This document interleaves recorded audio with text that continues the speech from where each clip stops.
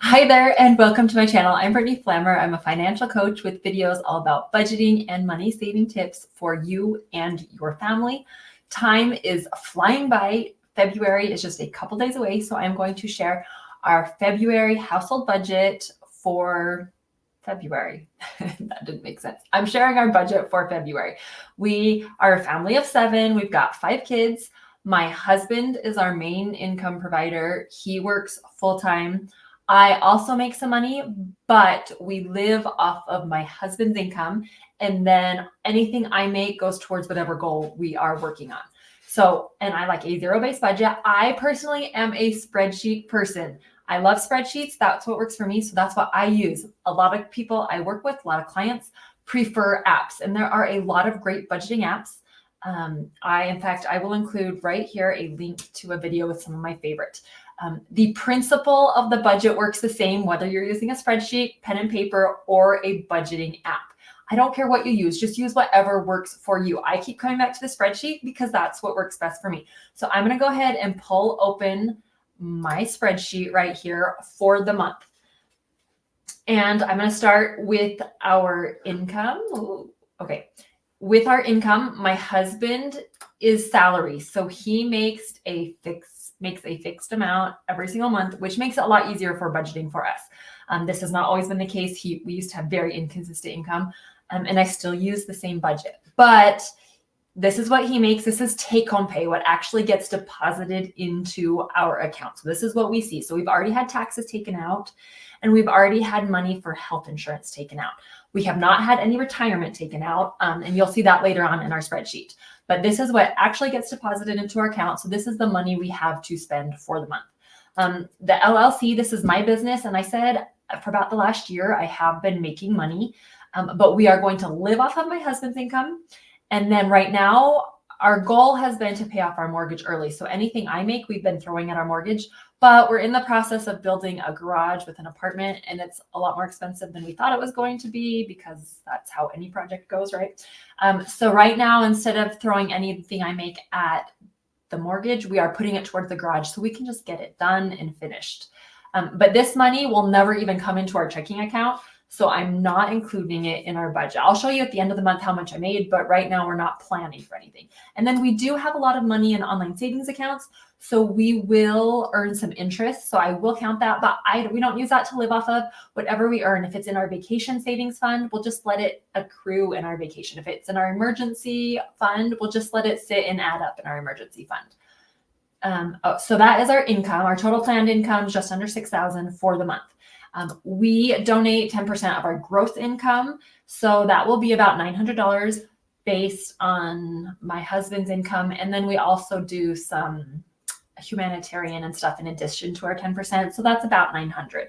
And then if I make more money, we will pay more. But based on my husband's income, we're going to pay about $900. And then I like to move on to our fixed expenses. So, for our expenses, I like to start with the fixed expenses, the things that we're going to pay every single month. We are going to pay for our housing no matter what. I like to start with all of those and then go to the ones that are more lifestyle that I have a lot more control over. So let's start with those fixed expenses. Our mortgage is the first thing. It's $1,332 a month. So that will automatically get paid. Our electricity, I budgeted $30. We have solar panels. So in theory, we should only have to pay, I can't remember if it's $10 or $15 that we have to pay minimum connection fee for the utilities, all that. But we have realized we don't get as much sun in the winter, obviously. We thought we would have enough to bank over the summer. We would bank enough to get us through the winter, but we learned last year we didn't quite have enough to make it through the winter. So I'm just guessing it will be about $30. I don't know for sure, but it's my educated guess. Our natural gas is $142, and I know it will be $142 because we're on an average payment plan with our city. And then our city bill, it is, I can't remember the exact amount. It fluctuates a little bit, but it'll be around $110. Life insurance, this is my term life insurance. It's fixed and it's paid monthly, $11.10. Car insurance, a lot of people pay every 6 months. Our insurance lets us pay monthly. It's no additional fee, so we pay monthly, and it does fluctuate a couple of dollars. between 104, 108. It's usually right around 106. So I am putting in 106 because that's the average. Phone bill, $30 for the month. And I know this is really cheap for most people. I get asked about this quite a bit. We are on another family member's plan, and she has an amazing plan with really good discounts. So she already had her plan. So she added my husband and me on her plan, and it was $15 per line. So we just pay her the $30. I did just recently purchase a new phone, and I prefer to just pay for things up front, but we got a ton of credits and discounts if we just paid monthly and had it added on to our bill. So it's like an extra, I want to say it's an extra $15 a month after, but then we get all these discounts. Anyway, it was a lot cheaper to do that for a set time than it was to just pay for the phone out front. I purchased a new phone. My other phone was great, was working, but I film all my videos and do everything for work on my phone, and I was running out of space. So I purchased this for work, using the space for work. So I am only marking $30 on my bill here. The extra like $15 or so is coming from my business account. We're paying that. So I'm only marking it here because if I didn't have the business and didn't need the phone for my work stuff, I would just keep using what I have and would only be paying $30. So I hope that makes sense. Our internet just recently gone up. We've been having issues with our internet. So this might be changing. I might be switching, but I am guessing I'm just putting 71 because that's what it will be if we stay where we are. Gas for our cars is $1.85, and this is a lot lower than what I normally do because gas prices have come way down. February is a shorter month. All of our vehicles have relatively full tanks, and we don't have too many faraway tournaments. Lots of driving this month. So I'm dropping it to $185. Piano, this is fixed. We're going to pay it every month for our daughter, $50 for the month. Preschool for my son, this is fixed at $125 for the month. Groceries, $707 is a very random number. I initially had $700, but it's a zero-based budget, and at the end I had an extra $7, so I went and added it to groceries. Eating out, $25. I've noticed the past couple of months we've gone over a couple of times, so I could increase this. But like I said, February is a short month. I don't think we need to. We also have a miscellaneous category for $25, and we also have an entertainment for $25. I don't have any plans for our family to go do anything. So if $25 ends up not being enough for us, then like my husband and I usually go out to eat once or twice. And if that's not enough, we can pull some from our entertainment, which is what we would use to pay for dates anyway. So I'm just going to leave it how it is. Kids money, this is if they do all their jobs the last few months. They do most of the jobs, but they don't mark it off and they don't get paid for everything. So we haven't been paying them the full $50, but we have a daughter that's trying to earn money for a trip. So I want to make sure I have money in there planned to pay her for some extra jobs. Same with babysitting. So total expenses is just over $3,000. And these are the things that I'm going to pay for every single month, as well as these ones here are the more variable ones I have more control over. But then I like to move on to, after the expenses, I focus on the debt. Now, this is where any outstanding debt I would include next in the spreadsheet. We do use a credit card, but we have no balance on it. We pay it off every single month. So we use like a debit card. So I don't count that because there's no outstanding balance. But if I had any credit cards with any outstanding balance, if I had student loans, if we had car loans, any debt, I would include here. The only debt we have is our mortgage, and I've already included that in our spreadsheet in our monthly expense each month. So I'm going to skip ahead to the savings or sinking funds. Let me show you my spreadsheet before I switch screens. And in an ideal world, I would go over my January budget on like the last day of January. I would look through my budget and see how we did on the month. And then I would plan my February budget that same day based on my January numbers. But because I am filming these and sharing them with you, people like to see the budget a couple days before it starts. So January's not over. So I don't know the beginning balance for all of these. So if I look on my January tab, I still have a few days. So I will probably still spend some money in some of these categories. So I don't know the end balance. At the very end of January, when I know the ending balance in each of these accounts, then I will look at my February and plug in the beginning balance for February. But January is not over, so I can't do that just yet. But I'm still going to walk you through my savings and how I like to do this. This is mostly sinking funds for us. So an emergency fund, we have ours fully funded. 3 to 6 months is the recommended amount. In the comments, or if you're here live in the chat, let me know how much you guys have. 3 to 6 months is pretty standard between no matter what financial personality you like to listen to.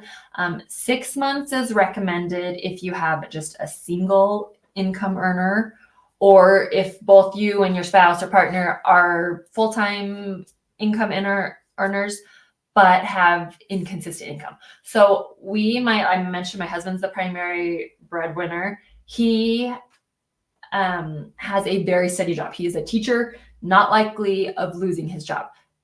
But my income is extremely inconsistent. So we want 6 months. We do have 6 months in our emergency fund, but for us, it is a very bare bones emergency fund.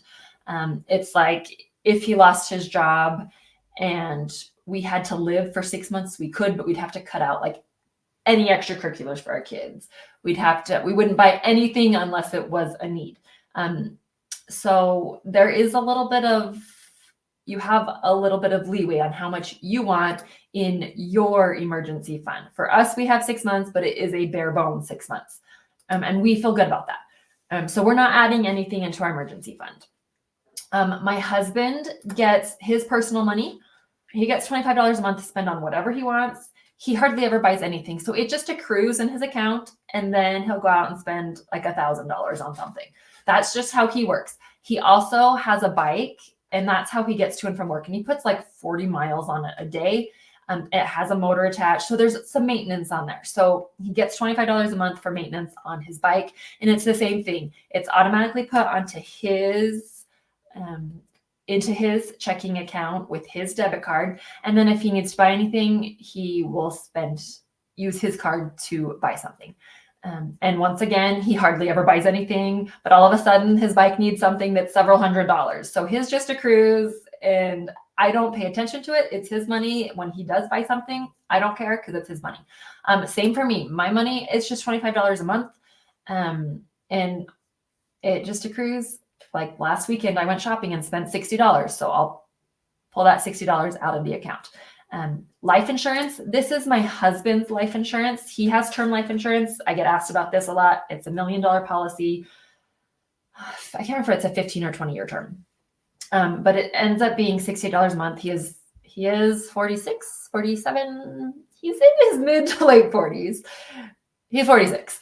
And it's $1 million policy, but he has extremely good health, never smoked, really good health. So we get a discount for paying yearly. So I set aside $68 every month so that we have enough when that bill is due. House maintenance. This is just regular. If you own a house, stuff just comes up. For example, just yesterday we were looking out, we have chickens and we want to get more chickens this spring. And so we're going to increase our chicken run. We're going to like double it. So we need to put posts and buy chicken wire for the fence or whatever we're going to do for the fence. So stuff like that to maintain our house. It's not a major project. Whenever something breaks, like our kids like to break the little light plate switches. They are so rough on those, like replacing things like that, or a faucet when it breaks. Just the everyday wear and tear on a house. We're currently putting $125 a month in there. So this will cover basic stuff, nothing major, but basic stuff. Vacation, we're currently putting $150 a month into our vacation. I have an annual budget. Like I kind of plan out my year for our year with our budget. And this will fluctuate. Right now, we can only afford $150 a month, but later on in the year, we'll be able to increase it. But we look at our year to figure out how much we can afford for vacation. So this year, we're not doing major vacations. We're doing probably some camping and really inexpensive stuff over spring break. And then in the summer, we will take a bigger trip, but it's still not major. House updates. This is, if you own a house, you know there are always projects you want to do on the house. So like I said, we're working on this garage. So when anything we can, we're throwing into a savings account for the garage because it's winter right now. So we're not really doing much on it. But when spring comes around, we will start working on it again. Extra mortgage payment. We're not planning anything. But any money I made, we would put into this account. But instead of putting into that account, we're now going to put it into an account for garage expenses. Clothing, $75 a month. I know a lot of people buy clothing monthly. I don't. I find we tend to be more seasonal. So I started a sinking fund for this. So $75 every month is automatically transferred into a sinking fund for clothing. And then whenever I do buy something, I can't think of the last time I did, but when we do need something, I will just pay for it and then pull that money back out of our sinking account into our checking account. Same for gifts. This is not like birthday gifts. This is more like teacher gifts, wedding gifts, that kind of stuff. We just put $25 a month. So whenever I need something, there's always some money in there. Medical, I mentioned we have health insurance taken out of our paycheck. We also have flex spending. So we have, I can't remember the amount, 100 or 200 a month taken out of the paycheck and set aside for medical expenses. So that covers any of our typical medical, dental stuff, basic. My son broke his arm. That covered we had enough money in there to cover like the co-pays for his broken arm, stuff like that. But braces are expensive. They're almost $5,000 here where we live. And our oldest has hers on, has had them for a few months. We know that our next one will be needing them in the next year. So we are just trying to set aside some so that we can pay for them in full up front and get a discount. Car expenses, $75. This is just regular maintenance on our vehicles, licensing, registration, oil changes, and then a little bit extra. So if we have a minor repair, we have enough to cover something minor. If it were something major, we'd probably have to pull it out of our emergency fund or pull it from another savings account. Christmas, we're just setting aside $50 every month, which adds up. You can do the math, $600, which is not enough for what we normally spend. But we also, I mentioned we use a credit card. We get cash back on our credit card. We just let it accrue for the whole year. And then that's our Christmas budget. So we're doing our cash back as well as the $50 a month. Kids extracurricular, $175. This has been getting more and more expensive. And I think it's just going to continue to go up as our kids get older. This covers anything that's not monthly. So earlier in the budget, I had our piano because I pay that monthly, and our preschool because I pay that monthly. But anything that I don't pay monthly comes out of this. So we have one daughter's playing club volleyball, one son's playing competitive soccer, or some of our other kids will occasionally, like maybe in the summer, we'll do a camp, or our daughter wanted to try out Ultimate with the city, and it's really cheap, but it's not like a monthly expense. So we set aside money every month so that when it's time for those bills to be due, we have the money. And to figure out how much we needed, I looked at my year at a glance. I did a budget for the year, and then I added up. I looked at last year. How much did we spend on volleyball for my daughter last year? How much did we spend on soccer last year? Do we think it's going to go up? Do we have other kids that are going to start playing sports? It's a guess. It's not perfect. But about $175 a month, we figured would be able to cover our expenses for that. That being said, I feel like they're becoming more expensive, so maybe we'll need to increase that in the future. But for now, we're just at $175. And then we do not have any retirement taken out of our paycheck. My husband is a teacher. He's not on the pension plan. We are investing. So we're putting $400 a month into my Roth IRA, $400 a month into his Roth IRA. Our goal is to save, this is 10% of our gross income we are investing. And then he is getting a contribution from his employer of 10%. And it's not a match. They just do an automatic 10% contribution. So that's 20% of our gross pay we are putting away for retirement. But then we've also recently added $100 a month into mutual funds. So this is non-retirement funds.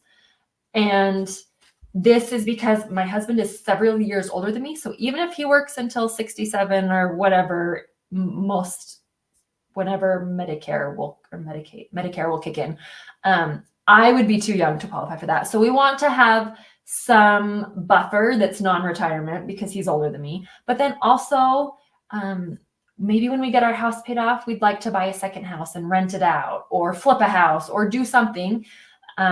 We like having the option to access money that's not set aside for retirement. So we can access it sooner than that. So we're putting $100 a month, or maybe this will go towards paying for weddings for our kids, or we don't know, but we just like having some that we can access that's not, doesn't have the restrictions of retirement. So we're putting $100 a month. So if you'll notice, our total money out is almost $6,000. So we're negative 100. So this means we budgeted for $100 more than what we're making, which normally is bad. You want it to be zero. You want to plan exactly what you are making. But this $100 that we've started adding is going to come with my business income. So we were doing, this is 10% of my husband's income, but now I am making income, and this is fairly new for us.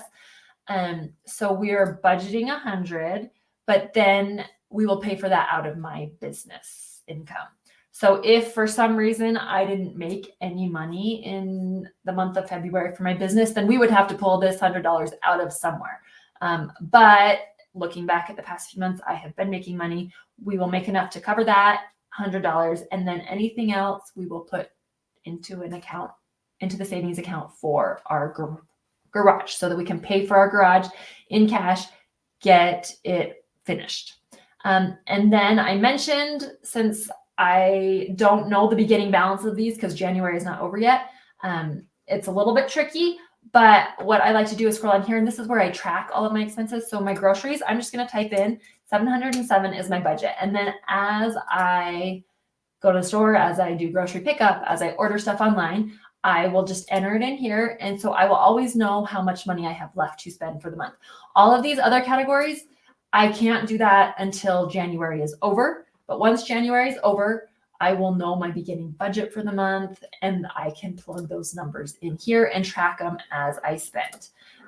This is getting extremely long. I am trying to keep it as short and simple as possible.